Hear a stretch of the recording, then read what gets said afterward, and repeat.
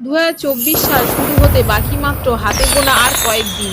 নতুন বছর শুরু হওয়ার আগেই আমরা জেনে নেব বিশ্বের অন্যতম শ্রেষ্ঠ ভবিষ্যৎ বক্তা বাবা ভাঙ্গা 2024 সালে কি ঘটতে চলেছে সেই বিষয়ে কি বলে গিয়েছেন। 1911 সালে 3রা অক্টোবর বুলগেরিয়ায় তার জন্ম হয়।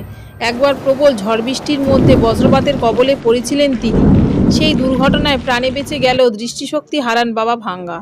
তবে চোখে দেখার ক্ষমতা হারিয়ে ফেললেও সেই থেকে ভবিষ্যৎ দর্শনের ক্ষমতা লাভ করেন তিনি। বাবা ভাঙ্গার বহু ভবিষ্যৎবাণী এর আগে সঠিক প্রমাণিত হয়েছে বলে দাবি তার ভক্তদের।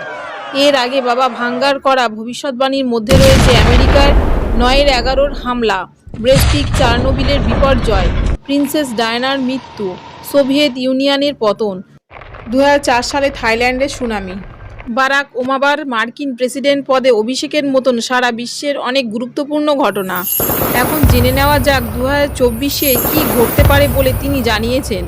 2024 সাল আর্থিক, সামাজিক ও রাজনৈতিকভাবে ভালো কাটবে না বলে আশঙ্কা প্রকাশ করেছেন বাবা ভাঙ্গা।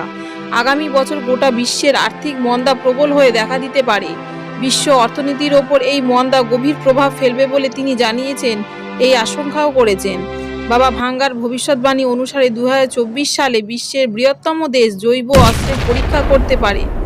যদি এই ঘটনা ঘটে তাহলে এর মারাত্মক প্রভাব যে স্থানে এই পরীক্ষা করা হবে সেই এলাকার প্রাকৃতিক, মানুষ ও গোটা বিশ্বজগতের ওপর প্রভাব পড়বে। সামনের বছর বিশ্ব উষ্ণায়নের প্রভাব আরও বড় হয়ে দেখা দেবে বিশ্বের অনেক দেশেই। বাবা ভাঙ্গা বলেছেন যে 2024 সালে আততায়ীর হামলায় মৃত্যু হতে পারে রাশিয়ার প্রেসিডেন্ট ভ্লাদিমির পুতিনের।